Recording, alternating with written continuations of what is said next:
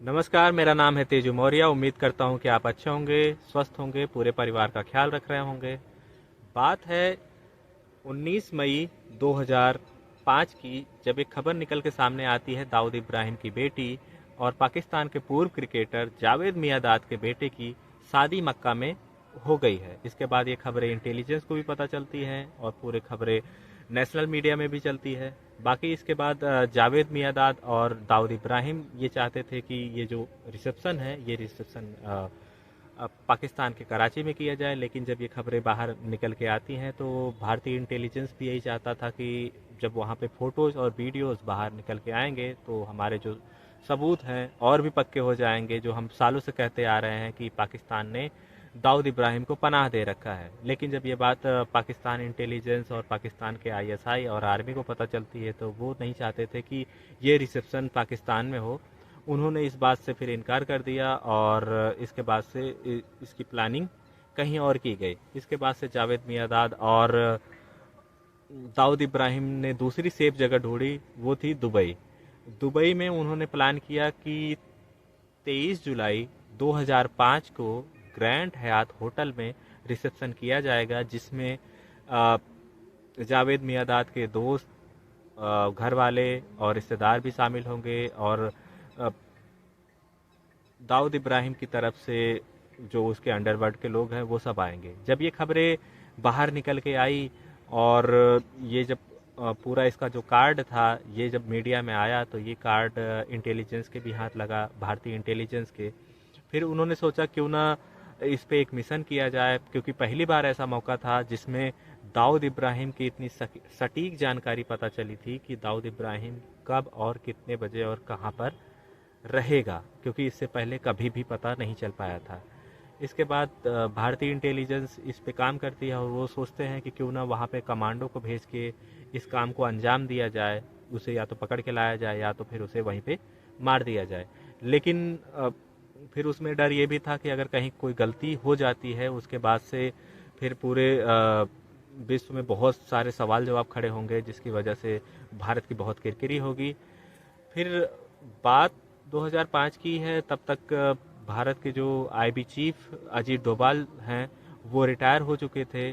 फिर उनको इस प्लान में शामिल किया जाता है और इन्हें ये प्लानिंग बताई जाती है, क्योंकि अजीत डोभाल पहले भी दाऊद पर बहुत काम कर चुके थे, बहुत ऐसी प्लानिंग भी कर चुके थे। फिर उनको इस पूरी प्लानिंग का, इस मिशन का हेड बनाया जाता है। इसके बाद अजीत डोभाल इस मिशन को हेड करते हैं, लीड करते हैं। अजीत डोभाल बताते हैं कि इसमें हम अपने कमांडो या हमारे जो इंटेलिजेंस एजेंसीज के या हमारे जो एजेंट हैं उनके द्वारा ये मिशन को नहीं कराएंगे, बल्कि हम इसमें बाहरी लोगों को शामिल करेंगे। अजीत डोभाल बताते हैं कि क्यों ना इसमें छोटा राजन को शामिल किया जाए, क्योंकि वो 93 के बाद से छोटा राजन और दाऊद इब्राहिम दोनों अलग हो गए थे, क्योंकि उनके बीच में एक लकीर भी खिंच गई थी कि छोटा राजन हिंदू डॉन है और दाऊद इब्राहिम मुस्लिम डॉन है। और इससे पहले भी जो छोटा राजन को मलेशिया में दाऊद के गुर्गों ने गोलियां चलाई थी उसके ऊपर, तो छोटा राजन भी बदला लेना चाहता था। छोटा राजन फिर अपने दो साफ सूत्रों को इसमें शामिल करता है, वो भारत के बाहर थे और वांटेड भी थे।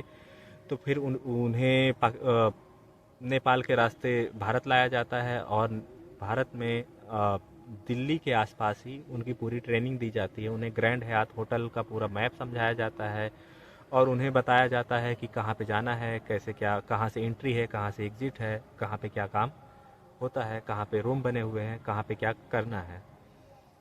ये सब उनकी ट्रेनिंग होती है। फिर इसके बाद उनके पूरे ज़रूरी जितने कागजात हैं उनको पूरे कंप्लीट कराए जाते हैं, उनके डॉक्यूमेंट्स बन के आ जाते हैं।